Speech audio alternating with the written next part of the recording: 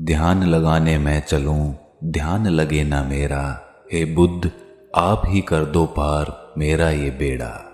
जी हाँ दोस्तों, जब भी हम ध्यान लगाने की कोशिश करते हैं तो हमारा ध्यान लग ही नहीं पाता है, या फिर हमारे मन में ये शंका रहती है कि हमें पता ही नहीं होता कि ध्यान क्या होता है और कैसे लगाया जाता है। इसी दुविधा का हल भगवान बुद्ध ने बड़े ही सरल शब्दों में किया हुआ है। भगवान बुद्ध ध्यान की प्रतिमा माने जाते हैं और उन्होंने जितने सरल तरीके से ध्यान की विधियां बताई हैं और किसी ने नहीं बताई। ये कहानी पूरी सुनने के बाद आपको ध्यान के बारे में कोई भी शंका नहीं रहेगी। तो चलिए कहानी को शुरू करते हैं। एक बार बुद्ध के पास उनका एक शिष्य आया और उनसे बोला, बुद्ध, मुझे आपके सानिध्य में 3 साल हो गए हैं। मैं रोज आपके बताए अनुसार ध्यान लगाता हूँ, फिर भी मुझे 3 साल में ध्यान से कुछ भी नहीं प्राप्त हुआ। वहीं मेरे मित्र कहते हैं कि उन्हें कुछ ना कुछ ध्यान करके प्राप्त हुआ है, पर फिर मुझे क्यों नहीं हुआ। मुझे माफ करें बुद्ध, पर अब मेरे मन में ये विचार आने लगे हैं कि ध्यान से कुछ मिलता भी है या फिर ये मिथ्या है, क्योंकि मुझे तो आज तक कुछ भी नहीं मिला। और जो लोग कहते हैं कि मुझे ध्यान करने से ये प्राप्त हुआ, वो प्राप्त हुआ, मुझे लगता है कि वे सब झूठ बोलते हैं। आपने ही कहा था कि अपनी बुद्धि से खोजो, और अब इतने वर्षों तक ध्यान करने के बाद मुझे ऐसा लगता है कि ध्यान से कुछ नहीं मिलता। आप ही मेरा मार्गदर्शन करें। बुद्ध मुस्कुराए और बोले, इसका जवाब मैं कल सुबह ध्यान सभा में दूंगा, तुम वहां आना। अगले दिन बुद्ध सभी को इकट्ठा करके उपदेश देने लगे। उन्होंने कहा, आज मैं तुम्हें एक कहानी सुनाऊंगा। उसे तुम बस एक कहानी की तरह सुनना और समझना। ये पूरी तरह से एक काल्पनिक कहानी है। एक गुरु ज्ञान के लिए बहुत प्रसिद्ध थे। कहा जाता है उन्होंने एक सोने का पहाड़ जिसका शीश हीरे का बना हुआ था, उसे खोज लिया था, जिससे उन्हें ज्ञान की प्राप्ति हुई। वो पहाड़ पर अकेले रहते थे। उन्होंने किसी को भी अपना शिष्य नहीं बनाया। काफी समय बाद 3 भाई उनके शिष्य बनने के लिए उनके पास गए और उनसे ज्ञान ग्रहण करने को कहा। गुरु मान गए और उन्हें अपने साथ में ही रख लिया। फिर तीनों ने उनसे सोने के पहाड़ के बारे में पूछा। गुरु ने कहा, मैं तुम तीनों को इसका जवाब बारी बारी से दूंगा और इसका रास्ता भी बताऊंगा ताकि तुम उस पर चढ़ सको। फिर गुरु ने पहले शिष्य को बुलाया और एक रास्ते की तरफ इशारा किया और कहा कि यहाँ से तुम सीधे चले जाना और कहीं मत मुड़ना। ये रास्ता तुम्हें सीधे उस पहाड़ तक ले जाएगा और कहीं भी अपनी यात्रा मत रोकना।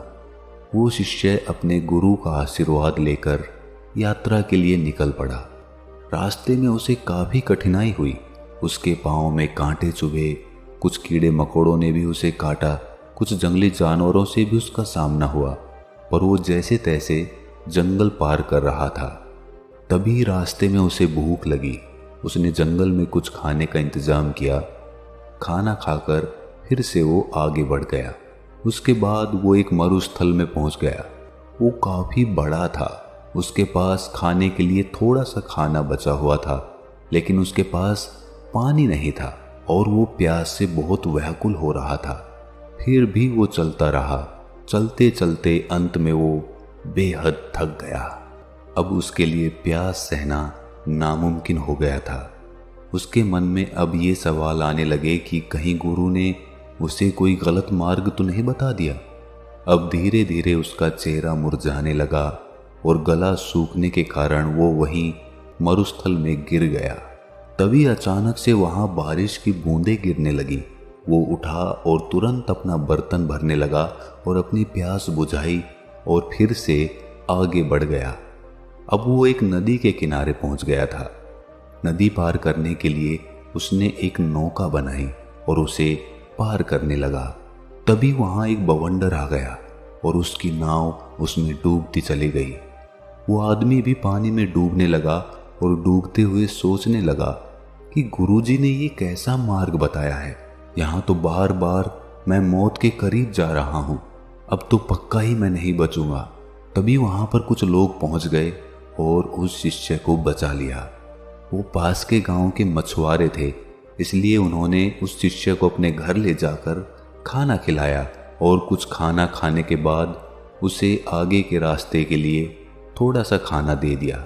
वो शिष्य फिर से आगे बढ़ गया। जैसे जैसे वो आगे बढ़ा तो आखिर में उसने देखा कि आगे एक बहुत बड़ी खाई थी।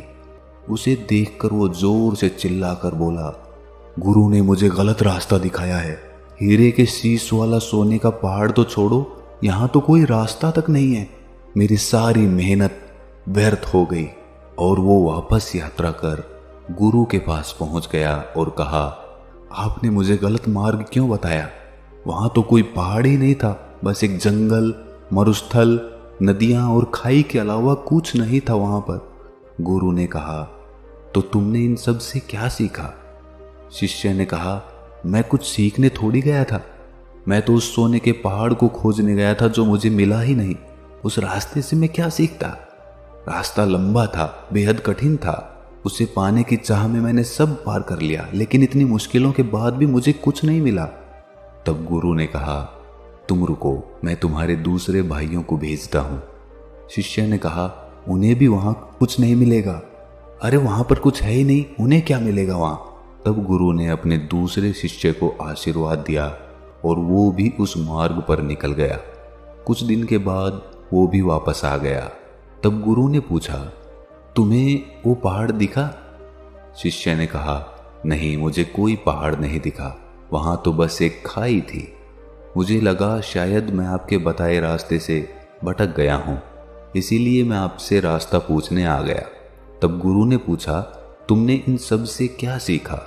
शिष्य ने कहा, गुरुदेव, मैंने अपनी पूरी यात्रा एक जंगल से शुरू की और उसे पार करते हुए आगे निकल गया। मैंने यही देखा कि कैसे सारे जीव एक दूसरे पर निर्भर रहते हैं और एक दूसरे का खाना भी बनते हैं। उसके बाद मैं एक मरुस्थल में पहुंच गया। वहां पूरे रास्ते में मैं पानी के लिए व्याकुल रहा। एक समय के लिए मुझे ऐसा लगा जैसे मैं मृत्यु के करीब आ गया हूं।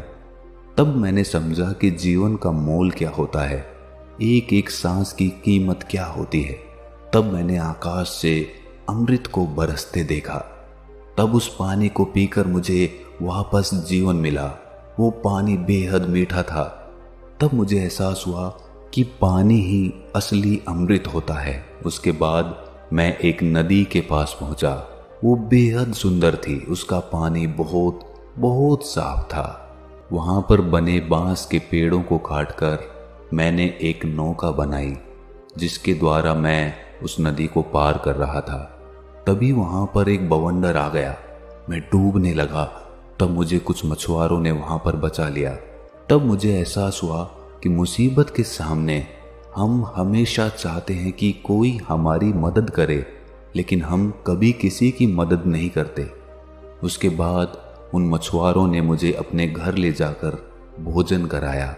वहां मैंने देखा कि कैसे लोग भूख के मारे तड़प रहे हैं, एक बेहतर जीवन के लिए तरस रहे हैं। कोई बीमार है तो किसी का इलाज चल रहा है। कोई पत्नी अपने पति के वियोग में रो रही है। मुझे जड़ी बूटियों का थोड़ा ज्ञान था, जिसके कारण मैंने वहां एक बीमार बच्चे का इलाज किया और उसे ठीक कर दिया। तब मुझे महसूस हुआ कि दूसरों की मदद करने पर कितना सुकून मिलता है। उन मछुआरों के पास खुद के लिए खाना नहीं था, फिर भी उन्होंने मुझे भोजन कराया और रास्ते के लिए भोजन भी दिया, जिसे लेकर मैं आगे की यात्रा पर निकल गया। उसके बाद आगे मैं एक खाई के पास पहुंच गया। वो मुझे एकदम शांत लगी। वहां किसी की आवाज सुनाई नहीं दे रही थी, बस मैं अपनी सांसों को सुन रहा था। उस समय मुझे लगा कि मैं आपके बताए रास्ते से भटक गया हूं, क्योंकि वहां कोई भी सोने की चट्टान नहीं थी।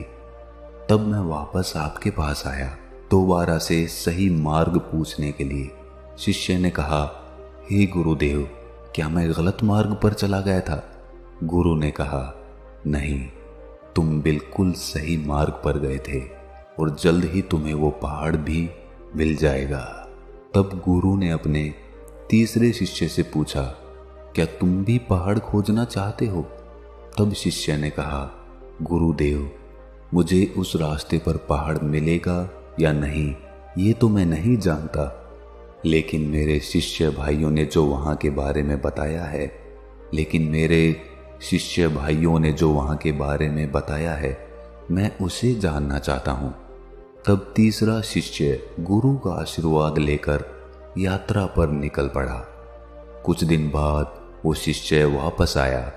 गुरु उसे देखकर समझ गए थे कि उसे वो पहाड़ मिल गया है। उसके चेहरे पर अलग ही चमक थी, वो काफी शांत था। शिष्य ने गुरु को प्रणाम करते हुए कहा, हे गुरुदेव, आपने जो मार्ग दिखाया उसका मैं बहुत आभारी हूँ।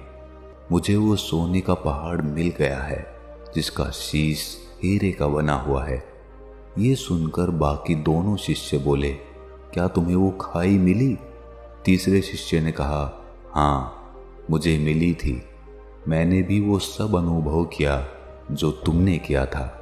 आखिर में मुझे वो खाई मिली जहां अपार शांति थी। इतनी शांति मुझे कहीं नहीं मिली। मुझे पता था मैं सही मार्ग पर हूँ। पहाड़ यही है। उसे ढूंढने के लिए मैंने खाई में कदम बढ़ा दिया। उस समय मेरे मन में भी बहुत सी आशंकाएं थीं, लेकिन मैंने 2 बार मृत्यु को करीब से देख लिया था, इसलिए मुझे उसका भय नहीं था। अब मुझे बस वो पहाड़ ढूंढना था और मैंने अपना कदम उस तरफ बढ़ा दिया। जब मैं आगे बढ़ा तब मैंने देखा कि मैं खाई में गिरने की जगह हवा में उड़ रहा हूँ और इसी तरह मैं उस खाई पर आगे बढ़ता चला गया और मैंने वो खाई पार कर ली। जब मैं आगे पहुंचा तो वहाँ काफ़ी अंधेरा था, बिल्कुल भी रोशनी नहीं थी। उसके बाद जब मैं और आगे बढ़ा तब देखा कि आगे अथाह रोशनी है। वो रोशनी इतनी थी कि मुझे उसमें कुछ भी दिखाई नहीं दिया। तब भी मैं आगे सीधा बढ़ता गया। उस समय भी मैं बेहद डर रहा था, कांप रहा था, लेकिन फिर भी मैं आगे बढ़ता रहा और अंत में मुझे वो सोने का पहाड़ मिल गया जिसका शीश हीरे का था। उसके ऊपर जाने के बाद मेरा मन बिल्कुल शांत हो गया। बेहद खुशी हुई और मन आनंदित हो उठा। कहानी पूरी होने के बाद बुद्ध ने सबसे पूछा कि तुमने इससे क्या सीखा?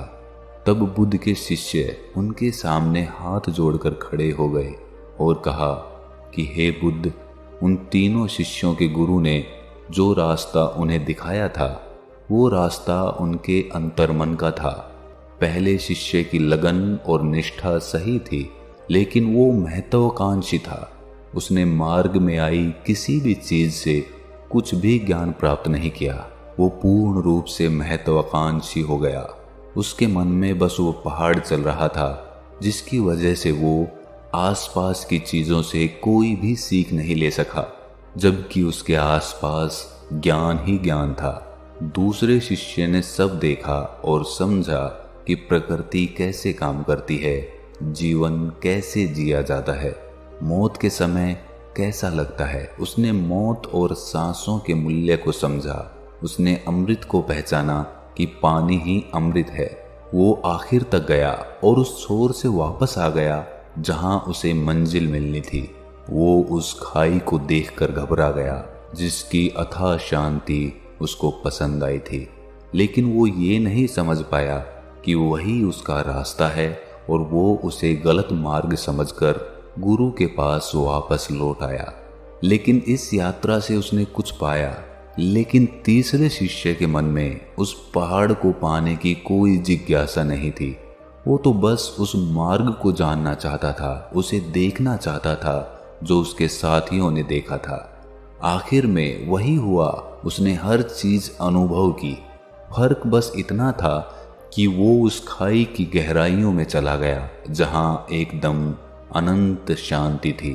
वो इस सब को महसूस करते हुए अंधकार में आगे बढ़ता गया और एक समय के बाद उसने रोशनी ही रोशनी देखी और वो पहाड़ जिसकी उसे तलाश थी, वो पहाड़ कोई और नहीं बल्कि खुद का उसका शरीर था जिसमें सोना उसका शरीर था, जबकि हीरे का शीश उसका मस्तिष्क था, जिसमें उसे बहुत सारा ज्ञान और शांति अनुभव हो रही थी।